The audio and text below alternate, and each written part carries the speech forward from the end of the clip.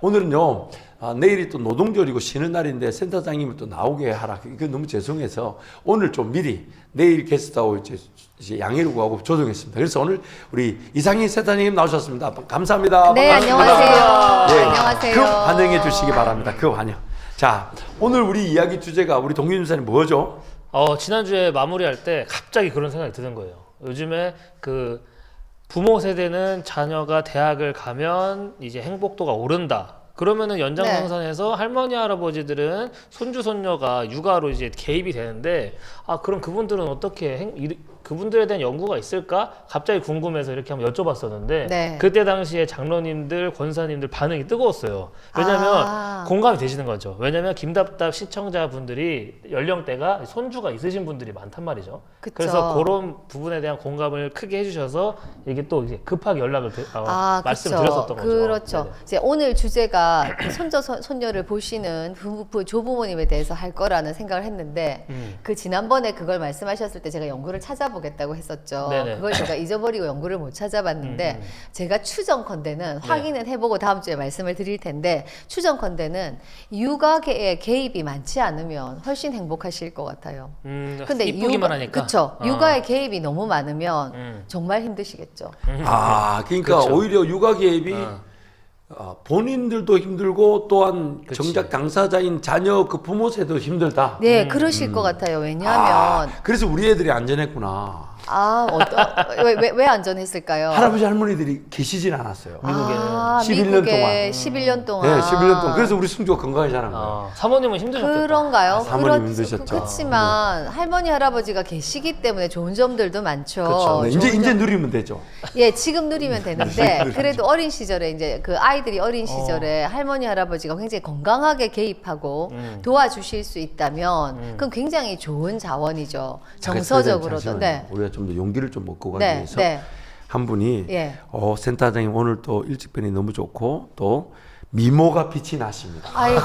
아이고 고맙습니다. 오늘도. 예, 오늘도 야 오늘도 아이고, 고맙습니다. 이런 거는 조금 짚고 넘어가야 우리 센터장님 아이고, 발언이 달라질 수 있어요. 아이고 고맙습니다. 자, 예. 이어서 가시죠. 예, 그래서 네. 사실은 그런데 제가 센터에서 이제 젊은 부부들을 상담을 많이 하게 되잖아요. 그런데 보면 양가가 하나도 대전에 계시지 않을 때 이 맞벌이 젊은 부부들의 삶이 정말 치열하고 눈물 나거든요. 그러니까요, 맞아요.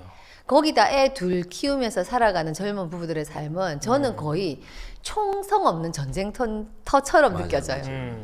예, 그래서 사실은 그런 상황이라면 어느 한쪽 부모님들이라도 여기 계시면 건강하게 적절하게 개입할 수 있다면 훨씬 더 아이들에게도 좋은 환경이죠. 왜냐하면 아이들은 뭔가 사랑을 받고 돌봄을 받아야 되는데 그것도 부모들이 에너지가 있어야 해줄 수 있거든요. 맞습니다. 근데 양쪽이 다 직장에서 40시간 일해요. 여자들도 마찬가지잖아요. 그리고 아이들은 어린이집에 맡겨져요. 그리고 어린이집에서 데려오는 시간이 어린이집에서 저녁을 먹은 후의 시간인 경우들도 있죠. 맞아요. 그렇게 되면. 그러면 아이는 집에 와서 좀 있으면 자고 또 그 다음날 또 가야 되는 거예요. 그러니까 이런 환경들을 보면 사실은 한쪽이라도 계셔서 도울 수 있으면 아이들도 좋고 부모님들도 훨씬 더 나을 텐데 이제 오늘 말씀드릴 주 내용은 주로 이제 건강한 개입과 도움에 대해서 말씀을 드리게 되겠죠. 네. 그런데 이 양육자, 이때 가장 중요한 부분이 이제 헷갈리실 수도 있는데요.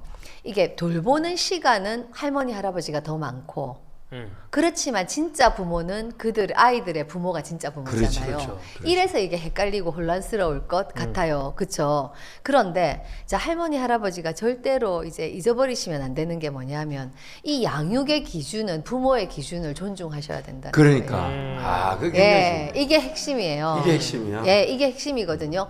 그래서 부모의 조력자가 되는 예, 거지. 조력자 아무리 시간이 길어도 할머니 할아버지는 주 양육자가 아니고 돕는 자인 거지. 돕는 자.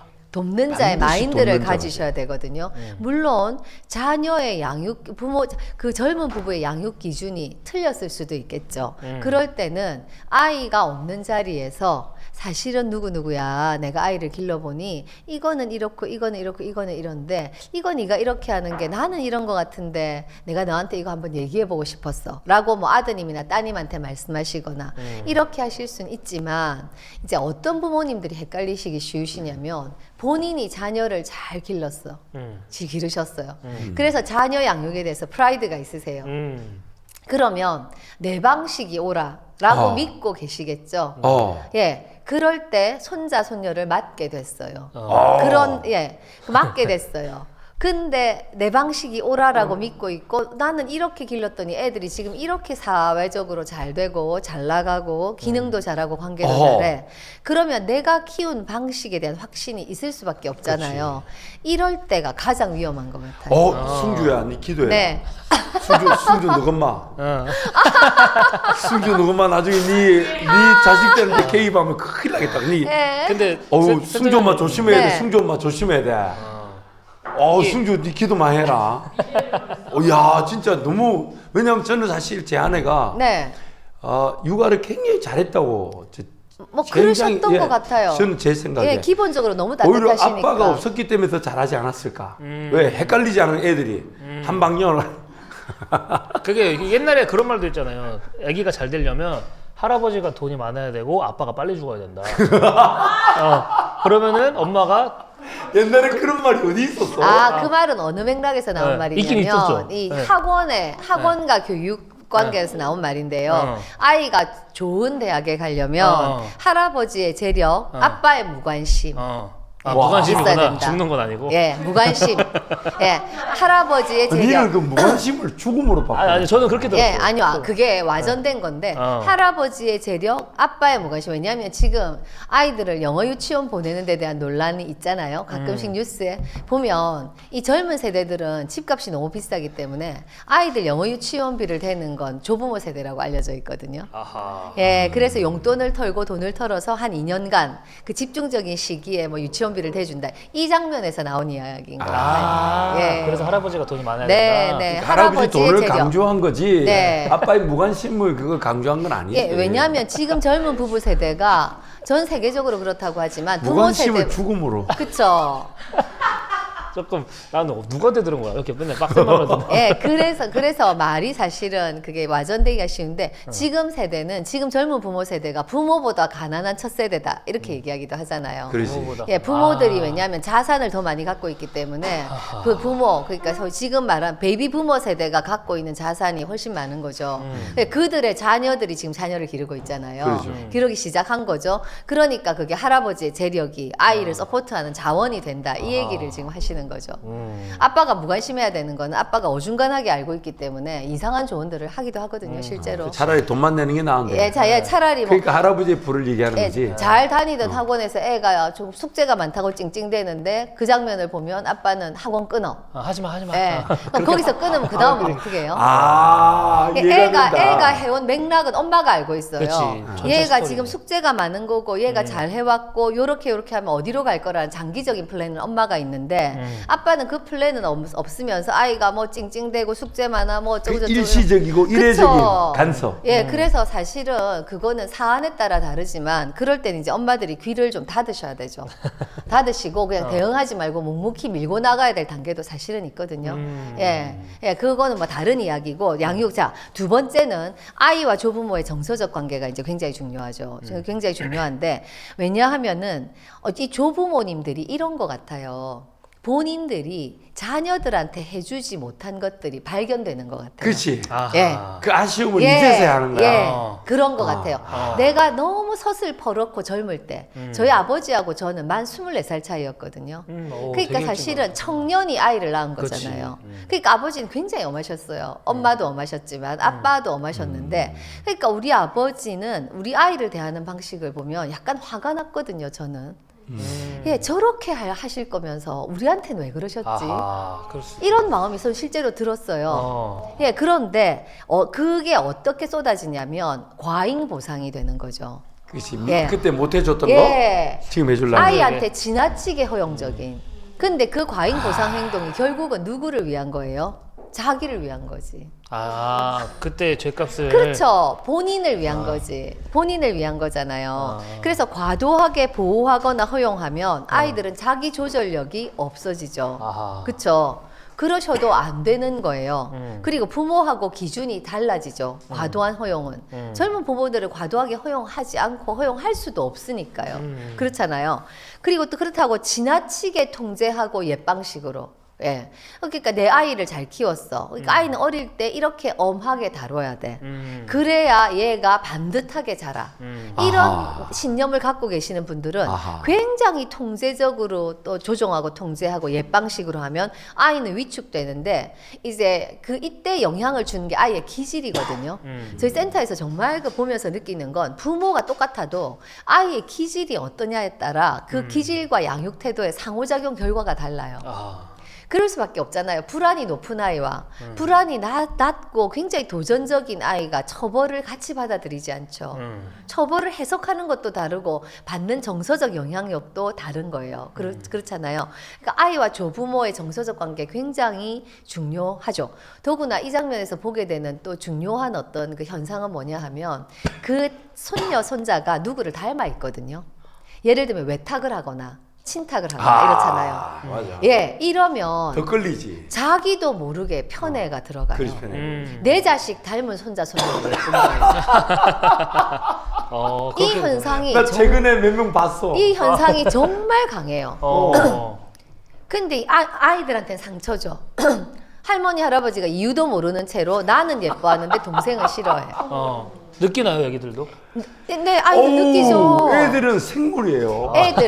아이들하고 강아지하고 연세 드신 노인들이 똑같으시잖아요. 누가 자기를 좋아하는지 싫어하는지 본능적으로 아시잖아요. 예, 집에서 강아지가 제일 좋아하는 대상은 자기 제일 사랑하는 대상. 그러지. 서열이 있어요, 강아지한테. 예, 강아지한테 다 왔을 때 반응하는 정도가 다 다르거든요. 아이들도 사실은 거의 본능적이죠. 그래서 이런 경우 굉장히 주의하셔야 되죠. 그 다음에 체력과 건강을 꼭 고려하셔야 돼요. 지금 쏟아지고 있는 많은 연구들은 수면의 영향이잖아요. 그죠? 그래서 마가렛 대처 여사하고 레이건 대통령이 치매에 걸렸다는데 그분들이 건강할 때 자기들이 4시간을 자고도 일할 수 있다고 굉장히 호기롭게 외쳤대요. 근데 두 분이 치매에 걸리는 바람에 이 수면의 양이 치매에 주는 영향에 대한 많은 연구들이 쏟아졌죠. 근데 노년기의 수면은 정말 더 중요하잖아요. 젊을 때는 또 어떻게 해본다지만. 그래서 이 체력과 건강을 꼭 고려하셔야 된다. 그러니까 무리하지 않는 시간, 그 다음에 역할 분담이 굉장히 중요하고, 그 다음에 세대 차이를 꼭 이해하셔야 된다는 거예요. 그래서 요새 젊은 부부들은 뭐 육아용품부터 엄청나죠. 한 번씩 그 육아용품 쇼츠 영상 올라오는 거 보면 진짜 정말 저도 놀랐거든요. 와, 이런 제품이 이런 맞아. 거를 발명해서 쓰고 있고 실제로 이게 동원되고 있고 정말 놀라운 것들이 너무나 많은데 이 어르신들은 아이고 그런 거 다 없어도 된다. 우리 때 그런 거 없이 너희 다 잘 키웠다. 이제 이렇게 나오시면 사실은 이 갈등이 있죠. 지금 젊은 엄마들한테 유모차는 아이를 위한 거라기보다는 패션용품인 것 같아요. 예, 유모차는 패션용품이거든요. 그 유모차의 디자인, 색깔, 기능, 브랜드. 그거를 들고 자기가 탁 애를 태우고 나섰을 때 자기가 느끼는 프라이드. 자, 그 프라이드가 헛것이라고 생각되는 사람이 있을 수 있지만 그것이 그 며느리나 딸한테 필요하다면 그건 어쩔 수 없는 거예요. 어쩔 수 없잖아요. 그거 어떡하겠어요. 자기들이 선택하는데 나한테 돈 달라고 하는 게 아니라 자기들이 재정을 또 쪼개서 선택하는데 그걸 어떡하겠냐고요. 그 삶에 행복하려면 그 브랜드의 유모차가 필요하다면 그거 존중할 수밖에 없죠. 어머니 유모차를 뭐 살까요? 하고 물어본다면 의견을 말씀하실 수 있지만 물어보지 않고 나한테 돈 달라고 안 하면 그들의 재정이잖아요. 그럼. 자, 이런 부분 존중하셔야 돼요. 그리고 이제 말 나온 김에 꼭 육아에 대한 부분이 아니라 부모님들이 그 자식들의 어떤 기호와 문화를 존중해 주셔야 돼요. 존중할 수밖에 없어요. 왜 그 괜히 그거 너무 지나친 거 아니냐? 뭐 그런 거 꼭 사야 되냐? 뭐 그런 거 있어야 되냐? 아유 그런 말 해보면 또 소용이 그거 없어. 해가지고 언제 돈 모으냐. 그렇지. 이렇게 이제 하시면은 그러지. 이제 그러면 이제 그때부터는 자녀들이 이제 숨기죠. 이제 말안 이 시댁에 하게 갈 때 물건을 안 갖고 가거나 이렇게 하겠죠. 그리고 이제 시엄마 시아버지는 집에 못 오게 하고. 왜 못 오게 할 수밖에 없고. 못 오게 하지. 그쵸. 오면 지적당하는데 아 바깥에서 식사하시 이렇게 된다. 그렇게 되죠. 그러니까 지금 초대를 잘 못 받는 분들은 아셔야 돼. 아니 또 그렇게 또 일반화할 수는 없죠. 아니 조심해라 이 말이지. 물론 실질적으로 자식들의 마음을 알지만 이게 막 자식들이 그 집에 오면 잔소리 하니까 오지 마라 할까봐. 그렇죠. 그리고 오면 아 이거 이쁘다 야 잘 샀다 이 멋있네 이렇게 해주고 가도 시원찮을 판. 그렇죠. 이거 뭐 이거 살 정신이 어딨냐 뭐 저거 어딨냐 그래 아 그러면 자, 집에 어떤 부모님들이 이제 그런 개입들을 하시냐면 자녀한테 재정적 지원을 어떤 식으로든 하시는 경우들이 있잖아요. 그 돈에 또 힘을 실어가지고. 예, 그러면 자, 그 재정적 지원은 어떻게 하셔야 차라리 되냐면 돈을 주지 마요. 하시더라도 자, 그거는 그 이제 이런 거죠. 그래서 굉장히 헷갈리는 대목인데 이러셔야 되는 거죠. 건강하게 재정적으로 지원하는 그치. 상황은 어떤 거냐면 이런 거죠. 내가 주고도 억울하거나 서운하지 않을 수준으로 주셔야 되죠. 그렇죠. 근데 줬어요. 줬는데 보니까 나는 아끼고 싼 거 써서 지들 돈 주는데 지들은 내가 못하는 거 다 해. 그러니까 이러면 힘들잖아요. 자, 이때 어떻게 교통정리를 하셔야 되느냐. 일단 줬으면 그 돈이 누구 거예요? 아들 받은 사람 걔들 거잖아요. 그렇죠. 자, 그때부터는 걔들이 뭘 하든 마음에 안 들 수 있지만 그걸 표현은 안 하셔야 돼요. 그럼 그때부터는 그 사람 거예요. 쿨해야 되네. 예. 다음에 안 주면 예. 되지. 뭐 그다음부터 결정하셔야죠. 몰라. 결정하실 수 있겠죠. 준 거에서 잊어야 돼. 쟤들이 저렇게 쓰는 거 보니까 내가 줄여야 되겠다거나 내가 이렇게 할 필요가 없겠다거나 그러지. 그렇게 내가 조절하실 수 있지만 내가 재정을 줬다고 해서 그거를 내가 재정을 씀씀이에 대해서 조종하고 통제하기 시작하면 관계는 깨져요. 차라리 그러느니 목사님 말씀하시는 것처럼 안 주시는 게 맞거든요. 예. 뭐하러 주고 그런 생각. 그쵸. 줬으면 그거는 걔들 거예요. 예. 걔들이 그걸로 뭘 사든 저는 사실 권리가 없는 거예요. 걔들 통장에 있잖아요, 그 돈이. 그래서 이런 것들을 잘 이해하셔야 돼요. 그리고 카시트 규정도 요새는 굉장히 까다롭다고 해요. 저희 애 어릴 때는 카시트 그냥 어려서부터 앞으로 태웠거든요. 근데 요새는 만 24개월까지는 거꾸로 태운다고 하네요. 그렇게 태우는 이유는 사고가 났을 때 그게 훨씬 사고가 적대요. 맞아요. 아이가 안 튕겨나가서. 미국에서 제가 예. 유학할 때 그 부분이 철저합니다. 네. 이게 만약 지켜지지 않으면 그 벌금을 바로 그렇다고 하네요. 그래서 이런 것들도 뭐 우리 때는 아니랬다, 뭐 그렇게까지 안 해도 된다, 다 니들 잘 컸잖아. 이제 이러시면 힘든 거죠.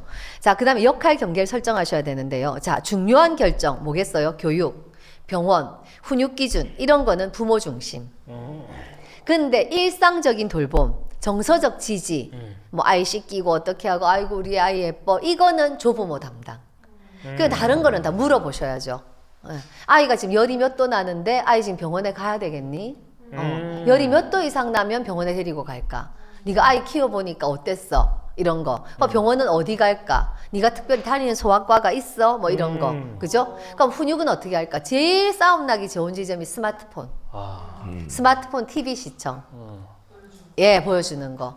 그래서 그 규칙이 어려서부터 있어야 되거든요. 지금 애들은 스마트폰 규칙이 어려서부터 있어야 돼요. 그래서 그걸 지켜야 되는데 그게 엄마가 다르고 아빠가 다르고 할머니 댁이 다르다. 이러면 아이들은 굉장히 혼란스럽죠. 그래서 그건 할머니 댁에 데리고 왔더라도 자, 누구야? 집에서도 스마트폰은 30분 지나면 꺼야 되지. 할머니 집에서도 마찬가지야. 할머니 집에서도 그렇게 해야 돼. 할머니 집에 왔다고 규칙이 다른 거 아니야. 그렇게 하고 그 규칙을 일관성 있게 지킬 수 있도록 도와주시는 것도 조부모님의 역할이어야 돼요.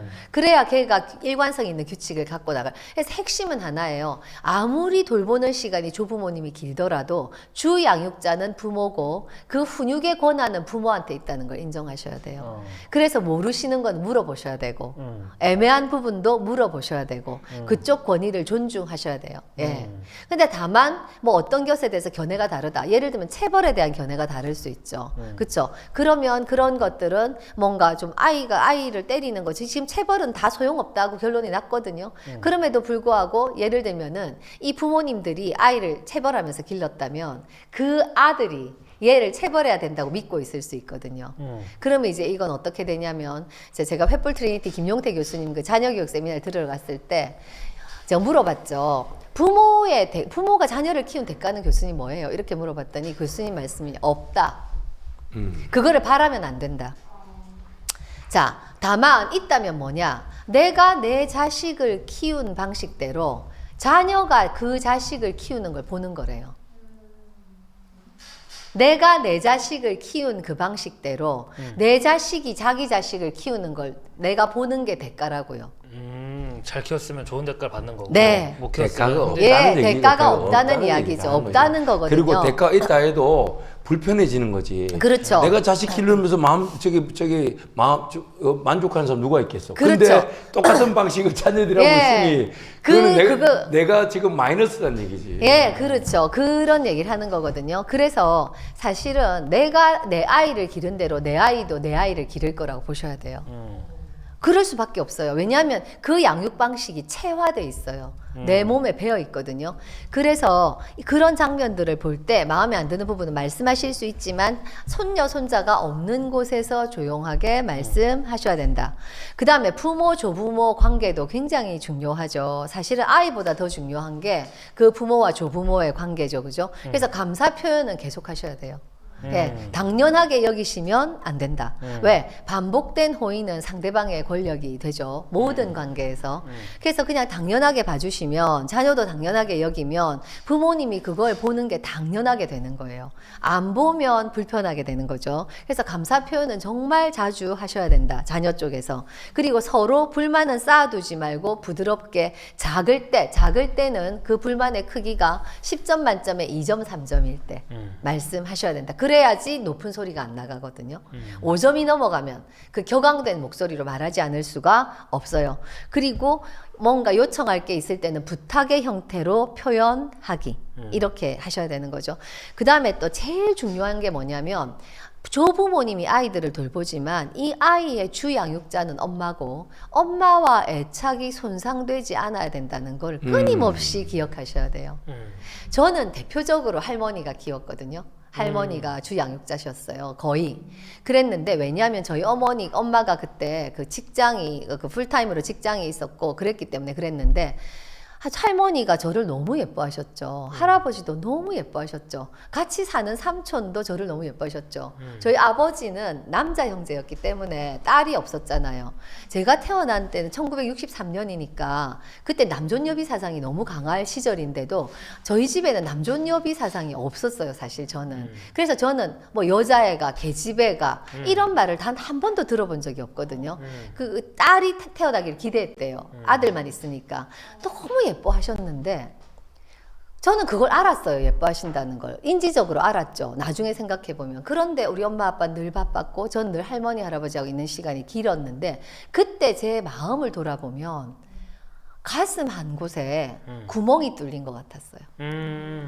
그때는 그걸 몰랐지만 나중에 기억해보니까. 그리고 마치 내가 누군가로부터 버려진 것 같은 느낌이 늘 있었던 것 같아요. 그렇거든요. 그러니까 아이들은 할머니 할아버지가 잘해주시지만 그 부모와 애착하고 부모와 지내고 싶은 욕구는 본능적으로 있다고 보셔야 돼요. 다만 아이들이 할머니 할아버지를 더 찾을 때도 있겠죠. 그때는 어떤 때냐면 부모보다 좀 더 관대하니까 좀 더 편하니까 덜 혼내니까 그럴 수 있지만 이 부모와의 본드 연결은 정말 끈끈한 것이고 이거는 필수적인 생명과 같은 것이고 예, 이렇다는 걸 꼭 기억하셔야 되죠. 그 다음에는 이걸 꼭 합의하셔야 된대요. 경제적으로 어떤 그 보상을 할지. 그래서 부모님한테 그 노동의 대가를 전부 다가 아니라 하더라도 일부는 드려야 되는 거죠. 예, 도우미를 고용하면 노동의 대가를 드릴 거잖아요. 그죠? 그래서 그걸 시간도 합의하고 재정도 합의해서 그 대가를 받고 부모님이 뭐 그 돈을 모아서 나중에 자녀가 급할 때 다시 돌려주시는 한이 있더라도 예, 그 대가를 받는 것과 안 받는 거는 다르죠. 그죠? 다르니까 그렇게 하셔야 될 필요가 반드시 있는 거죠. 예, 그래서 제일 중요한 건 그 부부의 기준을 존중한다. 기준을 존중하고 아이가 아이하고 그 며느리하고 같이 있다. 딸하고 같이 있는 상황에서 애매한 상황이 생기면 며느리랑 딸한테 물어보셔야 되는 거죠. 이거 얘가 지금 이러는데 어떻게 할까? 엄마한테 물어볼게. 엄마한테 물어봐. 엄마한테 물어보고 할머니한테 얘기해줘. 그럼 할머니가 그렇게 할 거야. 할아버지가 그렇게 할 거야. 엄마한테 물어보고 와. 아니면 애가 어리면 엄마한테 물어보는 거죠. 그렇게 하셔야 돼요. 그래서 조부모가 양육을 하면서 갈등이 일어나는 5가지 영역이 있다고 해요. 첫 번째는 그거래요. 잠깐요. 제가 이 자료를 좀 찾아봐야 돼서. 네. 종균 집사는 네네.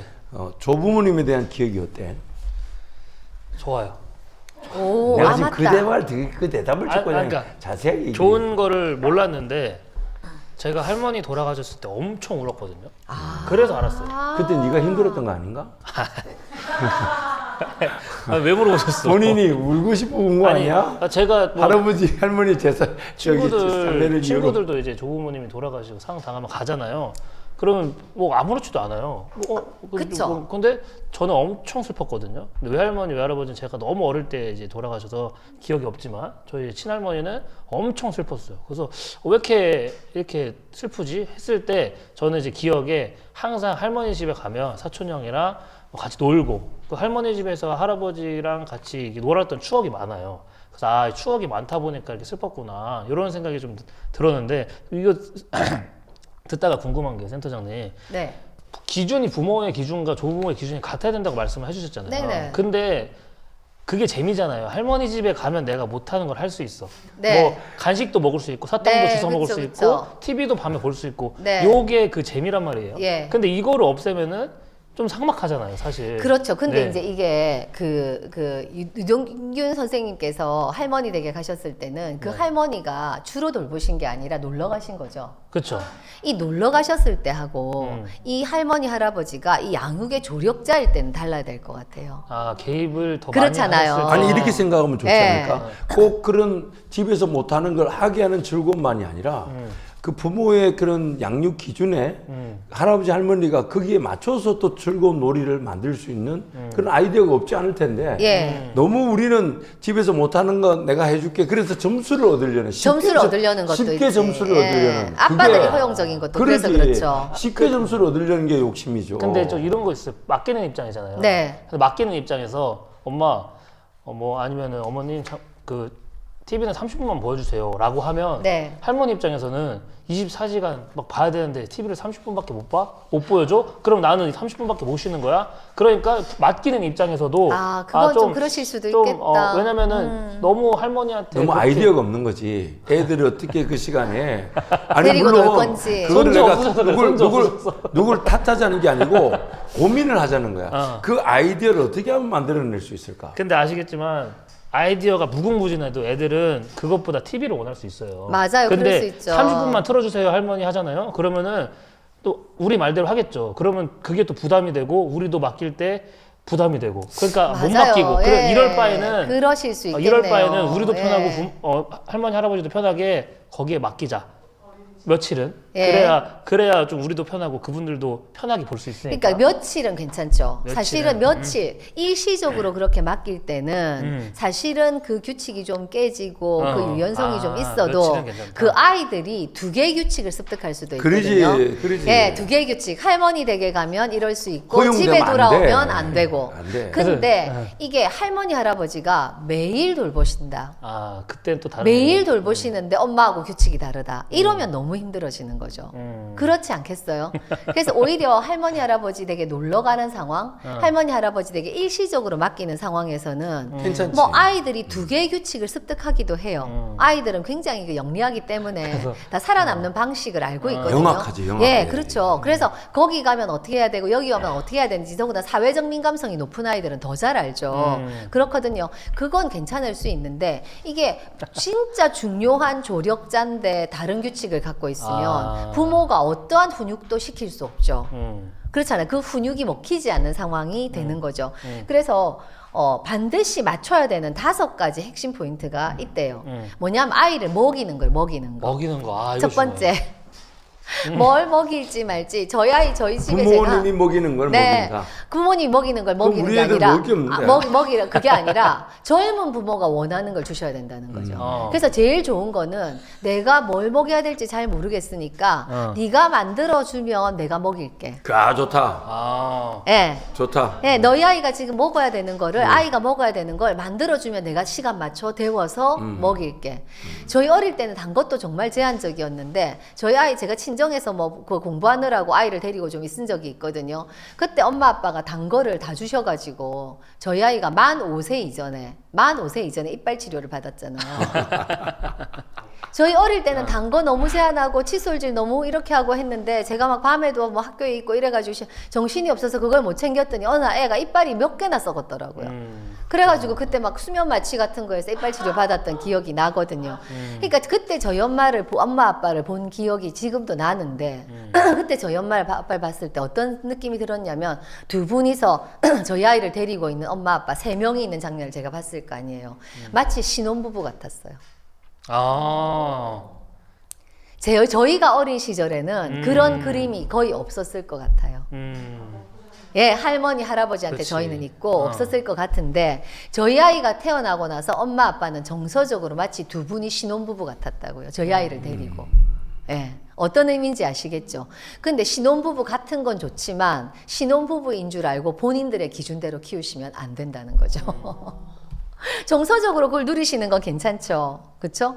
자, 그 다음에 두 번째 가장 많이 부딪히는 부분은 스마트폰하고 TV래요. 예, 스마트폰하고 TV. 그래서 이 부분도 젊은 부부의 기준을 가능하면 존중하셔야 된다. 그리고 엄마 아빠의 기준을 따라야 하는 걸 아이한테도 알리셔야 된다.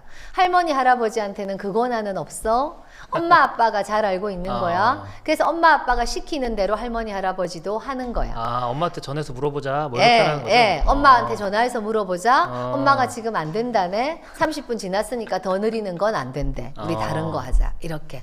그래서 아이도 할머니, 할아버지가 엄마 아빠의 권위를 존중한다는 걸 알고 있어야 된다. 그 다음에 세 번째, 이제 훈육 방식이죠. 그죠? 뭐 체벌, 그 다음에 언어, 말로 아이한테 상처 주는 거.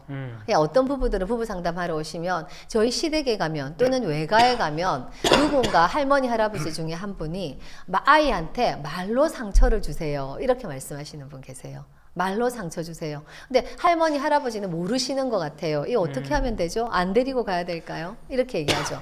그래서 말로 상처 주는 거, 뭐 비교하는 거, 이런 상처 주는 거, 이것 때문에도 굉장히 많은 그 갈등이 있다고 하고요. 그 다음에 이제 취침 시간 몇 시에 꼭 잠들게 해주세요. 몇 시에는 꼭 잘 수 있도록 준비시켜 주세요. 뭐 이런 것들. 그 다음에 안전 기준, 예, 그러니까 약을 언제 때면 먹여야 될지. 그래서 이런 합의도 하라고 해요. 할머니, 할아버지가 낮에 많이 돌보시는 경우에는 열이 몇 도 이상 되면 직장에 있는 엄마한테 알려줘야 되는지. 열이 어떤 증상이 나타나면 알려줘서 빨리 조치를 취해야 되는지. 사실 며느리하고 따님은 엄마가 길렀으니까 알 거라고 생각하는 것 같아요. 근데 저는 제 아이가 올해 1월에 결혼을 했으니까 이제 아이를 아직 가진 건 아니지만 사실은 뭐 얼마 이내에 아이가 태어날 가능성이 있죠. 사실 저는 너무 불안하고 두려워요.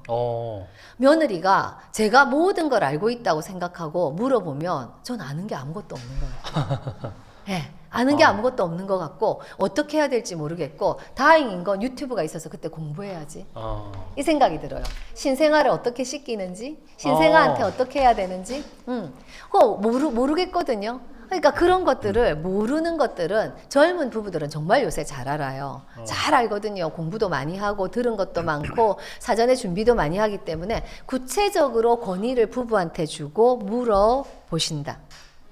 네, 이게 핵심이래요. 네. 그래서 뭐 젊은 부부들이 이런 얘기를 한대요. 할머니, 할아버지가 다 해줘서 아이 버릇이 나빠져요. 이게 가장 있는 1등의 갈등 상황이래요. 자기가 맡겨놓고. 예, 자기가 그러니까. 맡겨놓고 할머니, 엄마, 아빠 때문에 아이 지가 버릇 다 나빠져요. 이렇게. 지가 맡겨놓고 어떡하라는 얘기야. 그러니까 그러면 이거 하지 마세요, 이거 하세요 이렇게 지시적으로 말을 하게 된다고 하죠. 그러면 그때는 톤을 바꿔서 어머니 이렇게 해주시면 좋겠어요, 저렇게 해주시면 좋겠어요, 이거 먹이지 마세요, 저거 먹이지 마세요. 아시가 어머니 제가 간식 준비했는데 이 간식만 주시면 좋겠어요. 부탁드릴게요. 이렇게 어머니하고 있을 때 다른 걸 먹는 게 얘한테 도움이 안 될 때가 있는 것 같아요. 그래서 어머니 죄송하지만 이 간식만 주시면 좋겠어요. 이렇게 해야 돼요. 예. 맞아. 근데 이게 서로의 대화를 좀 해야 될 것 같아요. 왜냐면 조부모님 입장에서도 자기 딸과 아들이 부탁할 때 거절을 못하는 경우가 많잖아요. 많죠. 그럼에도 많겠죠. 불구하고 하다 보니까 힘드니까 차라리 나는 뭐 주중에 요때는 괜찮아.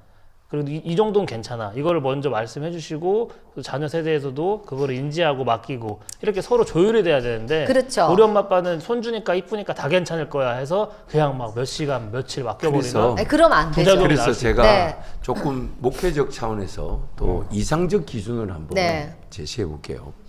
그러나 이제 그 기준이 사실 녹록치 않기 때문에 우리 센터장님 말씀하신 그런 현실적인 그런 대처 방안이나 그런 방법들도 반드시 함께 네. 이렇게 공용이 돼야 되는데 이상적 기준은 뭐냐면 부모님 중에 한 사람은 네. 맞벌이를 하지 않고 아이들을 좀 돌볼 수 있는 것을 좀 계획하고 꿈꾸고 사모하고 그 과도기를 보냈으면 좋겠어요. 사실 저도 그 얘기를 너무 하고 싶어요, 목사님. 네, 그거가 제일 필요해요. 네. 왜냐 제가 결혼했을 때 저는 사실 이제 뭐 할아버지 할머니 뭐 손에서 별로 자라본 적도 없고 네. 거의 우리 부모님들 덕택에 방치되어 있었던 것도 잘 자라지 않았나 싶은데 근데 죄송합니다 갑자기 어머니 듣고 계실 텐데 근데 제가 아내한테 이렇게 기도 부탁을 한번 정하자 우리 예. 어차피 일용할 양식은 하나님 주실 거니까 네. 당신이 일을 하는 거는 당신이 하고 싶거나 당신의 사명된 일이 아니면 우리 경제적인 형편 때문에 일은 안 해도 된다. 제가 그렇게 제시를 했어요. 멋있다. 이민 가자마자, 네. 유학 가자마자. 정말 탁월한 제안이에요. 엄청 어려웠죠. 네. 엄청 뭐 매달 생활비가 어디서 줄지 모르고 저도 그때 일을 4개, 5개 할 때니까 그러니까 제 아내한테 당신이 일을 하는 거는 자기 어떤 즐거움이나 혹은 사명에 관계된 일이 아니면 당신이 남편을 세우고 자녀를 기르는 것만 해도 엄청나게 큰 역할이다. 그럼요. 그렇기 때문에 그러나 당신이 결정해야 되고 동의를 해야 된다. 그렇죠. 근데 제 아내가 조금 기도하면서 저한테 그랬어요. 아이를 기르고 일 안 하는 쪽으로 가고 싶다. 네. 그래서 그때 하나님 그걸 지금 생각해보니까 제일 큰 은혜였어요. 왜냐하면 그때 저는 일용할 양식에 대한 믿음이 있었어요. 아. 제가 일을 많이 한다고 많이 먹고 적게 한다고 못 먹는 게 아니라 하나님 먹이신다는 걸 확인하고 싶었고 아내한테도 당신이 분명히 이거 자녀를 길러내고 남편을 세우고 가정을 지키는 것도 엄청난 일인데 그럼요. 그거 다 경제적인 일까지 하면 이거 분명히 소홀해지고 뭔가 그쵸. 손실이 생기니까 그럴 수밖에 없죠. 그래서 근데 제 아내가 그걸 동의를 했어요. 네. 그래서 그때부터 조금 뭐 재정적으로 우리가 좀 경제적으로 힘들고 어려워도 그러나 일용할 양식에 걸맞는 훈련에 대하다 생각하고 그렇게 살아왔던 게 너무 감사했고 너무 감사한 거는 미국은 우리나라처럼 지금 뭐 지원을 해주고 유치원 보내고 이런 게 안 돼요. 네. 아예 언제까지 안 되냐면 딱 5살, 6살 때까지 일절 없어요. 아무것도 없어요? 없어요. 이제 공짜가 있다면 어디 북스토어에 뭐 책 읽어주는 정도? 어디 잠깐 한두 시간 뭐 그것도 뭐 정기적인 게 아니고 우리가 신청해서 가서 뭐 노는 정도지 이렇게 유치원에 맡긴다든지 이런 게 전혀 없어요. 애들 태어나자마자 뭐 이렇게 뭐 봐주고 좀 보니까 뭐 국가에서 어떤 그런 시청은 잘하는 것 같아요. 뭐 이렇게 조금만 비용이 큰 돈 들이지 않으면 애를 봐주는 그 어린애 봐주는 게 국가에서 지원을 해주던데 미국은 그런 게 없었어요. 네. 근데 그러다 보니까 우리의 셋은 엄마하고만 오로지 같이 있었어요. 너무 좋은 환경. 그러니까 이제 그게 너무 좋지 않았나. 우리 제 아내가 물론 잘한 것도 있겠지만 네.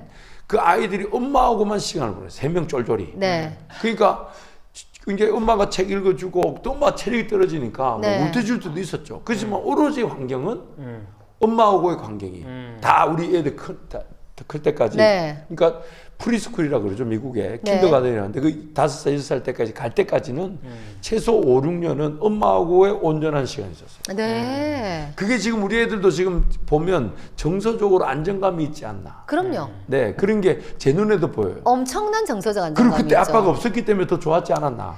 아니, 그건 아니고요. 네, 그건 아닌데. 근데 아니, 목사님의 사실 예. 기준이 높아요. 사실 그게 돈을 안 벌고 요즘 세상 요즘 그러니까 내가 얘기하잖아. 네, 이상적이긴 한데 이상적인데 네. 그거를 놓고 기도하면서 사모하라고 하나님께서 은혜를 주실 것을 기대하면서 그 방향을 놓고 포기하지 말고 그렇죠. 정말 이게 아내의 그러니까 아버지 엄마가 더 사실 양육의 그 양이 많잖아요. 네, 많죠. 그러니까 엄마의 그런 그 경제 활동이 본인의 어떤 사명, 또 본인이 너무 즐거워서 하는 게 아니라면 이게 우리 가정의 경제적인 어떤 재정적 필요를 채우는 거라면 그 하나님 반드시 해결해 주신다. 그러니까 과도기를 보내더라도 방향을 찾고 인내하라. 인내하고 가급적이면 한 번쯤은 직장을 내려놓고 아이를 돌보는 것이 그 가치가 더 크다는 것을 잊지 마라. 그리고 또 하나 자기 또- 사명이 아니라면 네. 직장 내려놓는 거 반드시 하나님 지키신다. 그 믿음의 문제예요. 또 기감이 되는 게 요즘 그러니까 저희 집 얘기 아니에요. 항상 나오면 저희 집인 줄 아시더라고요. 근데 저희 집 얘기 아닌데 요즘 세대의 엄마들은 아빠가 돈 다 벌고 아이 말 안 하는 게 나을 것 같은데 저희 집 아닙니다. 아빠가 돈 누가 다 벌고 시키지도 않았어. 그러니까 아빠가 돈 그러니까 이 부분은 어떻게 생각하냐 여쭤보고 싶은 거예요. 아빠가 돈 많이 벌고 엄마는 주부예요. 근데 아기를 엄마가 다 보지 않고 이 상황에서도 조부모한테 맡겨요. 이런 세대가 많다는 거죠. 근데 이런 거는 그러면은 엄마 아빠가 조부모한테 안 맡겨야 되는 건지. 맡긴다는 게 어느 수준으로 맡기는 거예요? 아예 아예는 아니지만. 아예 그러니까 일정하게 맞벌이 하는 것처럼 조부모한테 맡긴다는 뜻일까요? 가끔. 아니면 가끔 그냥 너무 힘들 때만 부탁한다는 뜻일까요? 저희 집이 아니니까 모르겠지만. 예, 네, 그건 저는 그냥 이제 두 그런- 가지라고 생각하는데 그러니까 뭘 말씀드리고 싶은 거냐면 목사님 세대랑 제가 지금 키우는 세대랑 가치가 생각이 다른 것 같아요. 생각이 다르죠. 뭔가 우리가 더 나약한 느낌? 생각이 다른데 저는 목사님이 말씀하신 그 의견에 사실은 100만 배 동의하거든요. 왜 100만 배 동의하냐면 사실은 이게 지금 21세기가 되고 뭔가 우리가 많은 것들을 소비해야만이 살 수 있는 어떤 그 구조적인 어떤 것들 때문에 스마트폰도 온 가족이 다 있어야 되고 차도 2대가 있어야 되고 막 이렇게 되어 가면서 이게 정말 남편이 돈을 많이 버는 전문직이 아니면 거의 맞벌이를 하는 상황으로 지금 간 거잖아요. 간 건데 이 시대의 최대 피해자는 저는 아이라고 생각해요. 그럼 그리고 이 시대 최고의 수혜자는 정부래요. 세금이 많이 들어오니까. 그럴 수밖에 없잖아요. 예. 이 관점을 저는 가지셔야 된다고 사실은 저는 생각해요. 왜냐하면 아이가 어린 시절에 특히 짧게는 만 24개월, 길게는 만 36개월까지는 정말 부모의 굉장히 섬세하고도 아주 그 밀착된 돌봄이 필요한 시기인데 이때 우리나라에서 이 보육 환경을 좋게 만들다 보니 집에 있는 엄마들도 그 시기에 어린이집을 보내더라고요. 그러니까. 저희 아파트를 보면 그렇게 보내는데 사실은 그리고 하나 놓고 힘들어해. 네, 그쵸. 그 집단 보육, 거긴 저는 할 드릴만. 그렇게 맡기는데 하나 네. 놓고 힘들어해. 그래서 집단 그 육아가 가능한 나이는 원령은 발달 심리학적으로 사실 만 37개월부터거든요.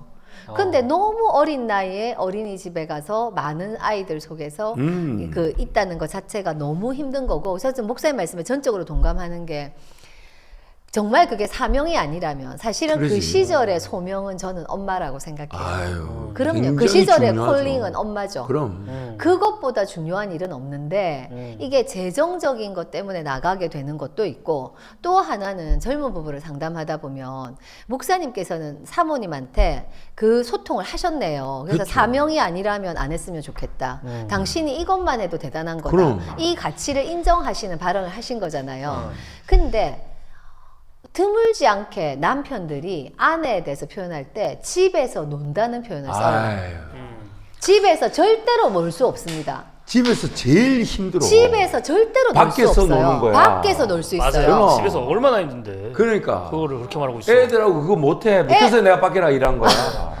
자, 그래서 그건 확실해. 네, 진짜 애들하고 못해. 정말 맞거든요. 얼마 힘든데. 네, 저는 아이 어릴 때 지금 그때 시간 강사도 안 하고 온전히 아이를 케어했었는데 그 이유 중에 하나는 엄마가 할머니 손에 저를 맡겼던 게 저는 너무 힘들었기 때문에 역으로 이제 아이한테는 그렇게 하고 싶지 않아서 그렇게 했는데, 그 시절에 아이를 데리고 집에 있던 거하고 밖에서 일을 하는 거하고 어느 게 더 힘든지를 생각해 보면 그 아이 어린 시절에 집에서 보내는 에너지의 절반이 있으면 저는 밖에 생활 가능한 것 같아요.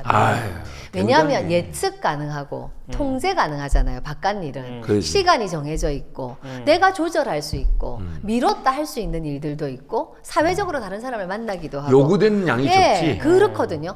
근데 그 젊은 부부들조차도 남편들이 집에서 놀고 있다, 이런 표현을 드물지 않게 써요. 자, 그런 마음을 갖고 있는 남편하고 살면서 집에서 아이를 돌보기는 쉽지 않아요. 왜냐하면 내 가치를 내가 인정해야 되는 것도 있지만 남편이 인정해줘야 되는 것도 있거든요. 그렇죠. 부부는 공동체잖아요. 맞아요. 그럼 남편이 그걸 무가치하게 여기는데 어. 들어오는 돈 그것만이 의미 있다고 생각하는 상황에서 아내들이 거기에 헌신하려면 정말 대단한 신념이 필요하죠. 대단한 확신이 필요한데 그 확신을 갖기가 쉽지 않죠. 전 근데 거기에 동의해요. 그럼 돈이 줄어들죠. 돈이 줄어드는데 돈이 줄어든다고 그럼 아내가 바깥 일을 하면 돈이 2배로 늘어나는가? 절대로 그렇지 않다고 생각해요. 아내가 차를 몰아야 되죠. 아내가 미장원에 더 자주 가죠. 아내가 더 화장품을 많이 써야 되죠. 시장하죠. 아내가 더 많은 옷을 사야 되죠. 아내가 더 많은 경조사에 가야 하죠. 절대로 그 돈이 2배로 늘어나지 않죠. 2배로 늘어날 수가 없는 구조인 거죠. 본인이 반 정도는 써야 되는 정말 전문직이 아니라면 그러면 최대 희생자는 누군가? 아이인 거죠. 아이의 그 정서적인 희생을 딛고 그 재정을 누리는데 그 재정이 주는 소비를 누리는 것과 아이가 정서적으로 안정되고 잘 크는 것과를 비교해 보셔야 되는 거죠. 예. 그럼 요즘 세대 부모님들한테 한마디 좀 부탁드릴게요. 왜냐면 힘들어서 맡기는 거잖아요. 그들도. 네. 그들이 안 힘든데 조부모한테 맡기는 게 아니고 그들도 머리로는 37개월 이상의 아이를 어린이집 보내야 되는 걸 알지만 네. 내가 죽겠으니까 지금 일단 보내는 거잖아요. 네네, 그쵸. 근데 그럼에도 불구하고 키워보니 네. 그 시절은 엄마가 집에 있는 게 좋고 아이를 기르는 게 좋다더라. 네. 요거를 한번 좀 이렇게 얘기해 주시면 어떨까요? 아니 안 그래도 지금 예. 채팅방에 너무 잘 올려주셨는데 예. 아내가 일하면 네. 아이를 돌보는 비용이 그만큼 드는 것 같아요. 맞아요.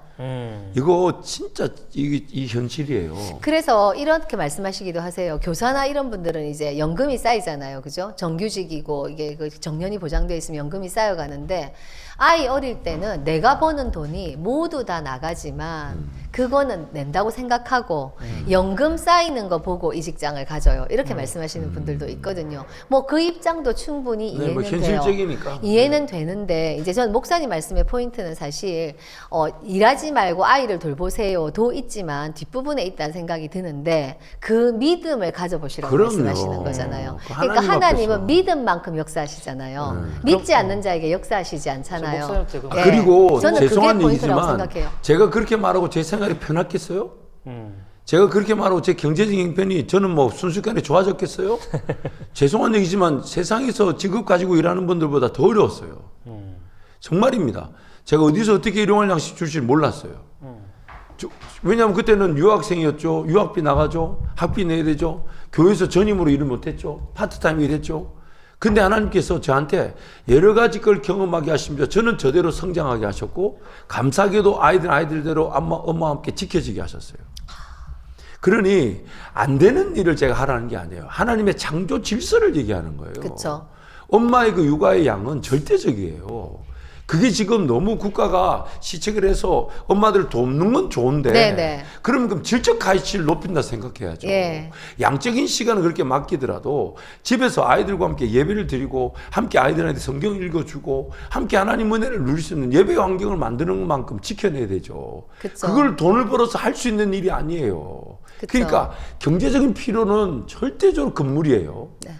사명이면 해야 합니다. 그러면 하나님께서 분명히 육아에 대한 지혜도 주시겠죠. 은혜가 있을 거예요. 근데 사명이 아니다. 이건 그러면 돈 벌기 위해서는 엄마가 아이들 양육하는 비용을 더 크게 치르게 됩니다. 그렇죠. 그래서 큰 손실이 나요.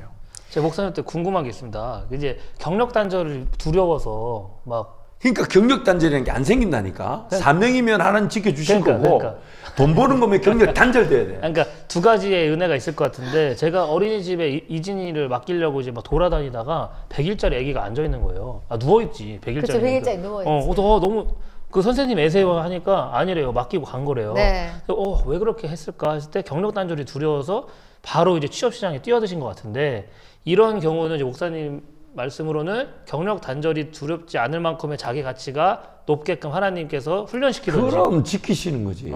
아니면 남편이 돈 많이 벌게 되는 건지 뭐 이렇게 은혜가 있을 거니 예. 어떤 어느 쪽이든지 하나님께서 그 삶이 만족되게 하시고 만족되게 하시고 그러니까 건강하게 만족되게 믿음의 그쵸. 영역이네요. 그 믿음이 있을 때 하나님 그렇게 역사하실 거라는 말씀을 하시는 그럼, 것 그럼, 같아요. 그럼. 예, 저는 거기에 대해서 아멘이에요. 그 믿음이 맞아요. 없기 때문에 현실적으로 이래야 된다 저래야 된다. 미안한 얘기지만 조부모도 마찬가지예요. 조부모님들이 애들 보는 시간이 많다 적다로 저는 그게 양육에 어떤 그 문제가 생긴다고 생각하지 않아요. 조부모님들이 왔을 때 본인들이 만났던 하나님 소개하고 영적인 거 한다면 절대로 손해보지 않아요. 그 그쵸. 보는 시간이 많아도 괜찮아요. 그렇죠. 왜? 그 영적인 것은 부모한테도 필요한 거지만 조부모의 영적인 건 다른 거거든. 그러면 결국 부모 것과 비교되지도 않고 영적인 양은 많을수록 조부모한테 의존력이 생긴다면 아이가 더 건강하게 자라죠. 그렇죠. 영적인 양이 많으면 영적인 양이 그쵸? 많으니까. 그쵸? 그래서 제가 꿈꾸고 기도한 제목 우리 성도들은 알죠. 제가 나중에 우리 손주들 수련회 할 겁니다. 아, 그럼요. 부모들한테 딱 회비 받아가지고 하와이 호놀룰루인데 제일 좋은 호텔에 가서 그래서 조부모와의 기억은 영적인 유산을 물려받았고 영적인 시간을 가졌다는 걸 더 강화하려고 할 거예요. 네. 저게 그거 제가 지금 기도 제목이에요. 네네. 그게 되는 게 아니니까. 네네네. 그래서 제가 지금 우리 아이들한테 지금 떨어져 있을 때 일주일에 한 번씩 꼭 예배를 드렸거든요. 예. 그럼 그 예배 시간에 뭔가 이제 성경을 제가 체계적으로 가르치려고 하고 그 예배 환경을 지키려고 했던 것은 그 쟤네들이 그 영적인 환경을 가져야 되거든. 그리고 나중에 제가 기도한다니까요. 우리 애들 손주 데리고 오면 따로 딱 데리고 와서 구원의 확신에 대해서 묻고 하나님 그 할아버지 만난 하나님, 아빠가 만난 하나님을 소개해주고 아빠한테 가서 다시 들으라 하고. 그걸 의외로 자녀들이 못 듣고 자라요. 맞아요. 이진이한테 그런 얘기를 해줘야 된다니까. 네. 이진이 이제 말 따박따박하고 대들 때 딱 데리고 와서 딴짓 하지 말고 구원의 확신 딱 시키고 영적 기도 시키고 이래야 돼. 아니 제가 그래서 안 그래도 그 말 기억나가지고 이진 아빠 따라해봐. 하나님 감사합니다. 근데 안 해. 뭐 이러면서 갑자기 그거하고 누굴 닮았겠어. 그러니까 근데 안 듣고 아멘하는 거지. 이게 할아버지가 목사님이시잖아요. 외할아버지 그 전주 할아버지가 네네네. 거기 갔다 오잖아요. 네. 성령 충만해서 와요. 막 제 머리에 안수기도 하려고 그러고. 아, 진짜요? 쥐하하고 할렐루야하고 그게 어머머머. 그 영적으로 채워지는 게 저런 게 있구나. 보고 어머머. 배우는. 왜냐면 어머. 아버님 장인어른이 항상 교회 강대상에서 기도하시고 네. 그러면 이제 볼 데가 없으니까 같이 가서 이제 그렇게 하는 거죠. 네. 그런 걸 보고 배우는구나. 아, 그걸 그런가 좀 보다, 느꼈어요. 진짜. 그러니까 저도 이제 김답다 100일 묵상했잖아요. 그거를 이제 수련회도 저도 해서 인강으로 옛날 100일 거 이번에 한 거를 애들 틀어줘야겠다. 이런 생각이 갑자기 나네요. 네. 제가 어제 네. 우리 지금 여기 100일 기도에 대한 이제 우리 정지현 자매하고 김선아 집사가 예. 둘이서 이제 읽는 기도 네. 녹음을 해요. 이제 책에 있는 내용을 읽고 자기네들이 은혜 받은 걸 영상으로서 프로그램에 들어가는데 그래서 우리 이제 송 집사한테 그거를 그 영상으로 다 줘라. 그래서 아이들한테 엄마가 옛날에 이런 거 했다. 내 것도 줘. 가연 아니 동균 집사 건 약간의 플러스 마이너스가 있을 것 같아서 안 주는 게 나을 수도 있어. 이상한 막 임기응변식 얘기하고 애들한테도. 근데 어쨌든 근데 동균 집사님이 그 묵상한 거 그건 줘야지. 그래서 애들한테 듣게 하고 애들이 나중에 그런 거 본다니까요. 우리 아빠 이런 거 했어, 엄마 이런 거 했어. 얼마나 좋은 기록입니까? 그러게요. 그리고 우리 부모님들 한번 생각해 보세요. 애들한테 내가 만난 하나님을 생각보다 말한 적이 없어요. 그쵸. 그치. 예. 근데 애들은 지금 글로 배울 때가 아니거든. 아하.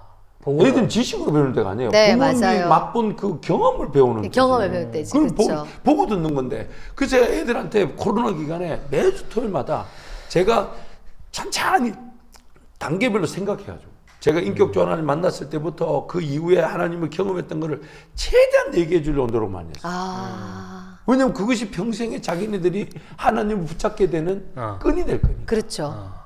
그러니까 영적인 어떤 환경을 만드는 측면에서 조부모의 역할과 부모의 역할은 분명히 다릅니다. 네, 그렇죠? 다르죠. 양육의 기준은 그 부모한테 그 말씀하신 네. 대로 뭘 먹는지 뭘 입어야 되는지 어떻게 훈육 그거는 부모의 기준을 따라줘야 되고 네. 그러나 부모하고 없는 게 있다니까. 네. 그쵸. 조부모님 만난 하나님을 그쵸. 그쵸. 그런 걸 얘기해 줘야지. 근데 목사님 지금 사실 듣는 시청자 중에서 상황이 안 돼서 맞벌이하고 어린이집에 맡기는 부모들 그러니까 빨리 과도기를 보내라고. 그러니까 그분들에도 격려 한번 좀 부탁드릴게요. 너무 좀 격려를 너무 막 나 잘못하고 있나 이렇게 생각할 수 있잖아요. 물론 네. 근데 한 번은 결단해야 됩니다.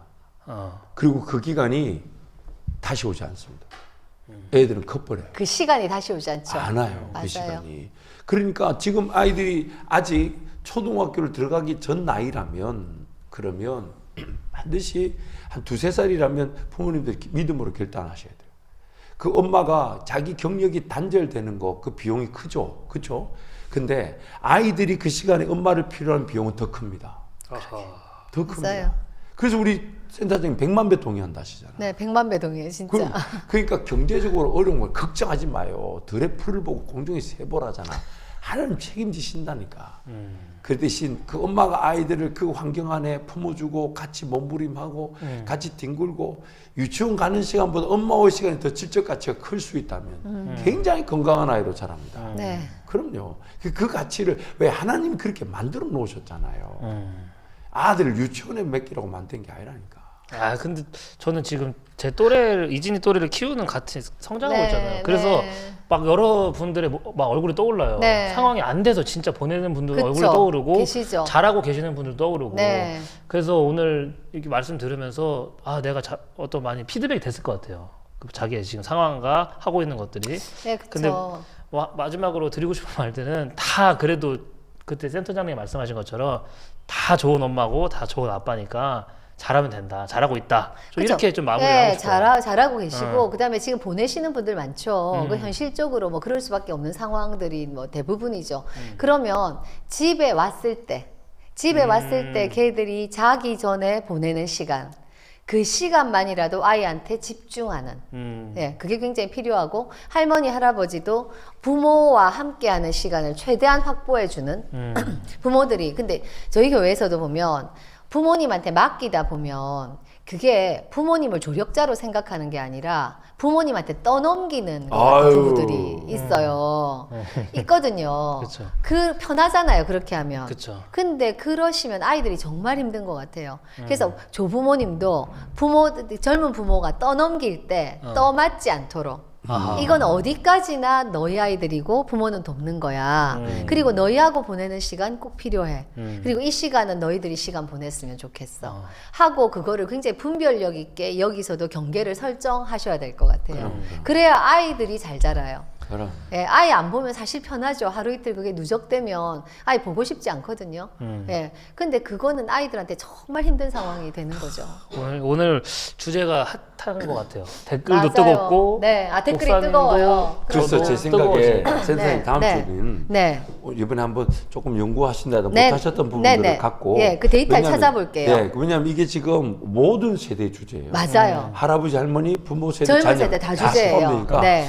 이걸 좀 더 우리 심도 깊게 예, 예. 물론 저는 이제 목회자니까 예. 이상적인 어떤 단순한 기준을 제시하는 네네. 거지만 사실 그게 쉽지 않을 수 있기 때문에 그쵸. 현실적으로 뭔가 자꾸만 지금 있는 상황에서 가도기를 잘 보낼 수 있도록 네. 그런 기준도 필요한 것 같고 우리 할아버지들이 할머니들 엄청 지금 도전을 받았어요. 아, 진짜요? 엄청 난리가 났어요 지금. 지금 아무 생각 없이 애들 돌보다가 아. 이제 사랑으로만 돌보다가 사랑도 사랑이 아닐 수가 있어요. 그렇죠. 자기가 원하는 걸 한 거야. 저는 그래서 할아버지 할머니 학교 필요하다고 생각해요. 아. 할아버지 할머니 학교 그러면 필요해요. 우리가 예. 이후로는 할아버지 할머니 학교를 한다 생각하고. 예, 그래서 왜냐면 할아버지 할머니한테 발달 단계를 가르쳐 드리고 그러지. 아이와의 상호작용을 말씀드리고 애들 키울 때 그런 거 없이 키웠거든. 그런 거 우리 맞아. 옛날에 그 지식 자체가 우리나라에 그 세대는 이렇게 들어와 모르지. 있지 않았어요. 그 세대는 자, 와, 다음 벌써 주부터는 40년이야? 다음 주부터는 이제 할아버지 할머니 학교 겸 또 젊은 세대가 또 조부모와의 관계 속에 자녀들을 어떻게 또 길러낼지 그런 부분들을 좀 더 심화해서 좀 더 살펴보기로 하겠습니다. 아무튼 오늘 또 우리 센터장님 또 오늘 미리 또 일정을 조정했는데 또 나와주셔서 감사를 드리고 제가 좀 약간 흥분한 점 좀 양해해 주시되 왜냐하면 저는 이제 제 개인의 어떤 경우를 가지고 일반화한다는 위험을 가지고 있지만 네. 하지만 여러분 다시 부탁드리지만 저도 그때 경제적으로 쉽지 않았습니다. 쉬웠겠어요? 그러니까. 유학 생활이었어요. 네. 할머니 할아버지 한 명도 없었어요. 하나님 바라볼 수밖에 없었어요. 매 순간 어떻게 돈이 들어올지 예측을 못했어요. 그런데 그 기간이 없었다면 오늘 저는 이 자리에도 있지도 못했거니와 물론 제가 건강하게 잘났다는 게 아니라 그래도 우리 자녀들을 볼 때 하나님께서 그 안전한 울타리 안에서 잘 자라게 하셨다. 그게 너무 그리고 아내의 그 육아를 정말 공로를 치하한다. 그건 분명히 제 아내의 공로입니다. 그러니까 이런 거예요, 목사님. 류현진은요 감독을 못 한대요. 왜냐면 천재라서 야 공 이렇게 던지면 되는데 근데 목사님도 그런 것 같아요. 그렇게 사셔서 제안하지만 그걸 바라보는 성도는 야 어떻게 살아? 공 어떻게 던지는 건데 류현진이 이런 것 같아서 그 이상은 맞아 하나님께 다 맡기면 되지. 근데 목사님은 그렇게 사셔서 이렇게 됐는데 그걸 따라가는 우리는 야 내가 어떻게 하냐 지금 내가 모세도 아니고 뭐 이렇게 물론 저렇게 생각하면서 격차가 있는 그 거예요. 갭이 있죠. 네, 저렇게 생각하면 현실에 안주하는 위험이 있을 수 있겠죠. 그렇죠. 하지만 또 방송을 듣는 분 중에 100에 한 분이라도 그럼요. 노동이 된다면 그럼요. 그것이 이상적 기준의 역할 아니겠어요? 네, 맞아요. 그러나 또 동균 집사는 말하길 이상적 기준을 무시하자는 게 아니잖아요. 네, 그것도 네. 주지만 네. 현실적인 몸부림도 좀 고민해 달라는 그것도 물론 필요하죠. 네, 그렇죠. 그러니까 그러나 현실적인 몸부림은 내버려둬도 합니다. 맞아요. 네. 이상적인 기준 없을 때도 해요. 없을 때도 해요. 그럼요. 그렇다면 이상적인 기준을 붙잡고 있으라는 거예요. 예, 붙잡고 있는 거하고 다르죠. 안 다르죠. 붙잡고 있는 거하고. 그럼요. 그럼 반드시 하나님 도우시고. 왜냐하면 이상적인 맞아요. 기준 자체가 방향성이기 때문에. 제가 확신하건데 유동균 주사가 이상적인 기준을 붙잡고 자기 때 안 됐다 해도 예를 들어서 안 됐다 해도 이진이하고 은호 때 하나님 은혜 주실 수도 있습니다. 그럼요. 그럼요. 저희 부모님 때 어려웠던 일이 저한테 은혜로 주어지는 거죠. 네, 그렇죠. 왜냐하면 누군가 그것을 이상적인 기준을 붙잡고 기도했기 때문이죠. 그렇죠. 아멘, 그걸 아멘. 생각하고 그거 보니까 아까 유희진 목사님 축복한다 하도록 썼더라고 누가. 그러니까 왜 갑자기 남의 자식을 남이라니 하나님 나라의 이 제목이지. 갑자기 왜 자, 오늘 선포를 또 하시는 너무 거야? 흥분해서 시간이 많이 갔는데 오늘 또 우리 상품이 있습니까? 네, 오늘 또 우리 저 김답답에 또 참여해 주신 분들 또 귀한 상품 우리 감사하게도 김영희 권사님이 천연 벌꿀을 주셨는데 박영경 이미영 씨 그다음에 무명으로 5만 원 상품권 롯데마트 얼렁뚱땅 직장 부부 처음 보는 상품권 닉네임이네. 받을 만한 이름이에요. 네, 이렇게 감사합니다. 후원해 주셔서 감사하고 또 우리 타가시는 분들도 이거 귀한 줄 알고 제때 좀 많이 타가셔서 이 상품이 쌓이지 않도록 그렇게 처리해 주시기 부탁드립니다. 오늘 센터장님 너무 귀한 시간 감사를 드리고 다음 주부터 기대가 되네요. 네네. 할아버지 할머니 학교. 네. 좋다. 모든 할아버지 할머니들 반드시 방송을 듣고 회개하시고 거듭나시기를 축복합니다. 또 우리 자녀 세대 부모들도 회개하고 거듭나시기를 축복합니다. 자, 여러분 오늘 하루도 행복한 날 되시기를 바라고요. 시청해 주셔서 감사합니다. 내일 뵙겠습니다. 감사합니다. 네, 감사합니다.